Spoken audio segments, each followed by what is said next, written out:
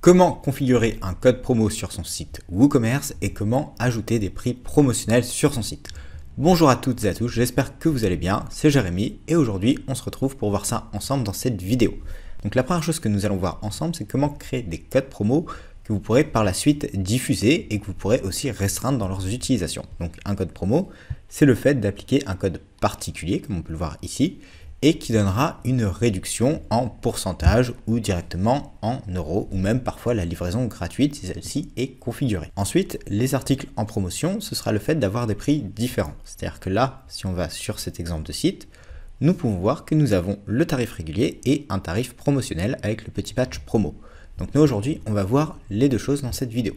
Donc première chose déjà, notre code promo. Donc pour ce faire, on va se rendre sur notre interface WordPress. Donc au niveau du dashboard, on va déjà aller voir si nos codes promo peuvent être configurés. Donc pour ça, on va se rendre sur WooCommerce et nous allons aller dans la partie réglages. Donc là, nous allons rester au niveau de l'onglet général. Ici, on peut voir que Stripe d'ailleurs n'est pas encore configuré, mais ça, ce sera l'objet de la vidéo suivante. On descend. Donc là, on peut configurer tout notre compte WooCommerce et ici, on peut bien voir que j'ai les codes promo qui sont activés et on peut également mettre un calcul des remises de façon séquentielle. Donc c'est le fait qu'un code promo va s'appliquer après la remise du précédent. Donc ça, à vous de voir en fonction de ce qui est le plus avantageux pour vous, si c'est bien de le configurer ou non. Donc une fois cette case cochée, n'oubliez pas d'enregistrer en bas. Et normalement, si vous actualisez ou si la page actualise, vous devrez voir un nouvel onglet code promo qui va s'afficher dans la partie WooCommerce. Donc on va aller dessus. Et ici, je n'ai pas encore de code promo, donc je peux directement créer mon premier code promo. Donc c'est ce qu'on va faire. Si jamais vous avez des problèmes, vous pouvez cliquer sur le bouton en savoir plus. Et là, vous aurez toutes les informations de WooCommerce à propos de l'usage des codes promo. Nous allons l'ouvrir dans un nouvel onglet pour voir. Et donc là, on peut voir qu'on a toutes les informations. Donc là, c'est en anglais, mais normalement, vous pouvez changer la langue pour la voir en français. Donc ici, nous, on va créer notre premier code promo. Il va d'abord falloir créer notre code promo. Donc pour ça, vous pouvez le générer de façon automatique ou mettre directement le nom du code que vous souhaitez. Par exemple, mettre newsletter-10% ou -10 si vous voulez mettre un code promo que vous envoyez aux nouveaux inscrits de votre newsletter. Ici, moi, je vais générer un code promo automatique. Ensuite, vous pouvez mettre une description, ce sera facultatif. Regardez bien ce que la visibilité de votre code promo soit bien en public. Donc là, sur le côté droit.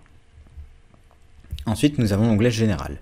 Ici, vous avez le type de remise. Donc, si vous voulez une remise panier fixe, donc ce sera un montant. Une remise produit fixe, donc là, ce sera en fonction des produits. Ou une remise en pourcentage. Donc la grande différence entre le panier et le produit, c'est que pour avoir la remise produit, il va falloir du coup sélectionner certains produits et la remise s'appliquera à tous les produits concernés. C'est-à-dire si vous vendez par exemple des t-shirts et que ces t-shirts sont à 20 € et que vous faites un code promo pour vos t-shirts qui fait une remise de 5 €, il suffit que votre client ait 3 ou 4 t-shirts dans son panier, alors la remise de 5 € s'appliquera sur les 3 ou 4 t-shirts, ce qui fait que sur chaque t-shirt à 20 €, il aura 5 € de réduction. Et remise panier fixe, ce sera sur l'ensemble du panier. Donc là, on va mettre une remise en pourcentage, donc on peut la mettre très bien à 5%. Il suffit juste de mettre le chiffre. Ensuite, vous pouvez cocher cette case pour autoriser l'expédition gratuite, mais bien sûr, il faudra la configurer avant. Donc ça, au pire, si vous n'avez pas encore configuré de mode d'expédition gratuite, je vous invite à regarder la vidéo qui va s'afficher en haut concernant tout ce qui va être option de livraison et vous la retrouverez de toute façon en description. Ensuite, vous pouvez mettre une date d'expiration pour votre code promo. Donc par exemple, il peut expirer très bien le 31 août. Une fois qu'on a fait notre onglet général, il y a les restrictions d'usage. Donc ici, vous pouvez mettre un montant minimal et un montant maximal. Vous pouvez mettre également une utilisation individuelle unique. Donc si vous voulez restreindre l'utilisation des codes promo, c'est-à-dire qu'un utilisateur ne pourra pas utiliser en même temps deux codes promo. Ou si vous avez un code promo à usage individuel et un autre code promo générique, dans ce cas, le générique ne pourra pas être utilisé puisque la personne a déjà mis un code promo que vous avez restreint individuellement. Donc ce sera l'un ou l'autre. Ensuite, vous pouvez également exclure des articles ou les inclure. Donc si vous cochez cette case, vous pouvez exclure tous les articles qui sont déjà en promo, donc ce type d'article. Ensuite, ici, vous pouvez directement ajouter des articles spécifiques. Donc par exemple, si je tape hoodie, pour que mon code promo soit valable, il faudra que mon panier comporte au moins un produit hoodie. Et sinon, je peux aussi exclure les produits que je souhaite de l'usage de mon code promo. Et si vous voulez aller plus rapidement, vous pouvez faire cela aussi à l'ensemble de vos catégories. Et pareil, restreindre aussi avec certains emails. Donc si vous avez par exemple des utilisateurs qui sont dits premium entre guillemets, vous pouvez faire en sorte que votre code promo ne soit accessible qu'aux mails de ces utilisateurs. Ensuite, nous avons tout ce qui est limitation d'utilisation. Donc ici, vous pouvez directement limiter l'utilisation par code promo. Donc là, par exemple, je peux mettre 100, ce qui veut dire que mon code promo ne pourra être utilisé que 100 fois. Vous pouvez également limiter l'utilisation à X articles. Donc ça veut dire que le code promo ne sera appliqué qu'à un certain nombre d'articles dans votre panier. Dans tous les cas, si vous ne savez plus exactement à quoi correspond chaque case, vous avez un petit point d'interrogation sur le côté qui vous explique à quoi correspond la case en question.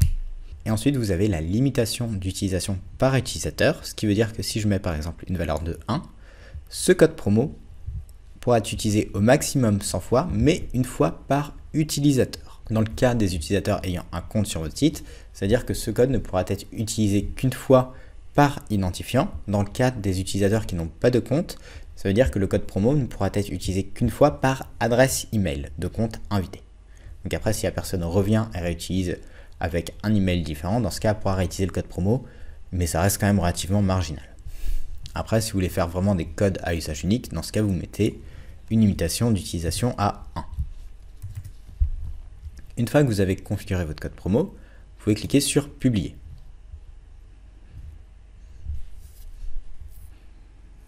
Donc là, notre code promo a bien été créé, donc je vais le récupérer en CTRL-A, CTRL-C. Donc là, j'ai bien enregistré mon code promo.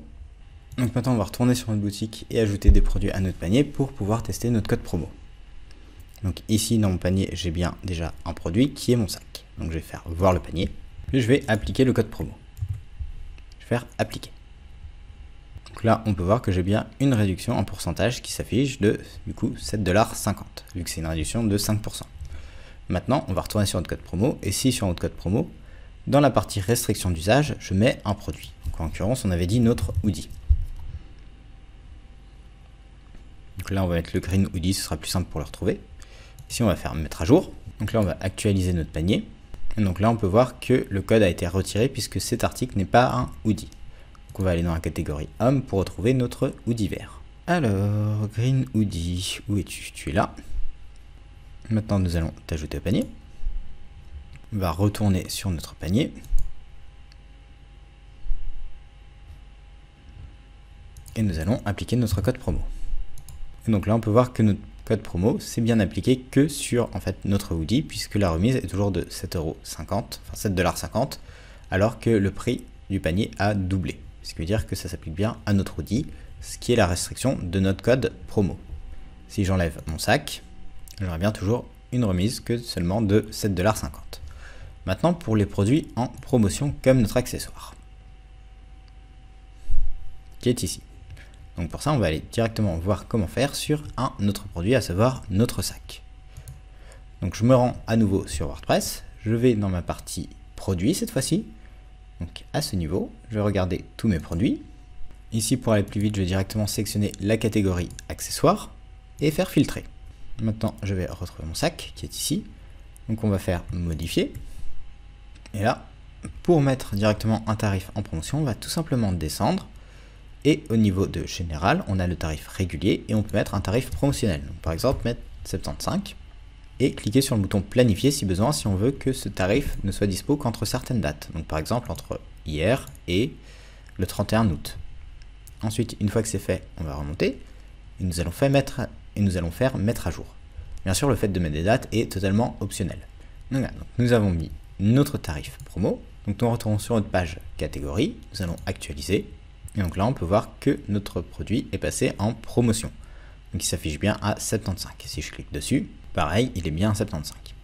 Si jamais vous avez customisé vos pages catégories ou vos pages produits et que le badge promotion ainsi que le prix discount ne s'affiche pas, dans ce cas, je vous invite à retourner sur l'interface de WordPress et sur Shop Engine, du coup, pour ceux qui ont suivi les tutoriels précédents, aller dans le Builder Template et aller sur les pages concernées. Donc exemple avec la page de catégorie, on va reprendre notre page de catégorie et on va voir les options pour que la remise s'affiche. Donc là je vais reprendre ma page catégorie qui est le template pour mes catégories de produits. On va faire modifier avec Elementor.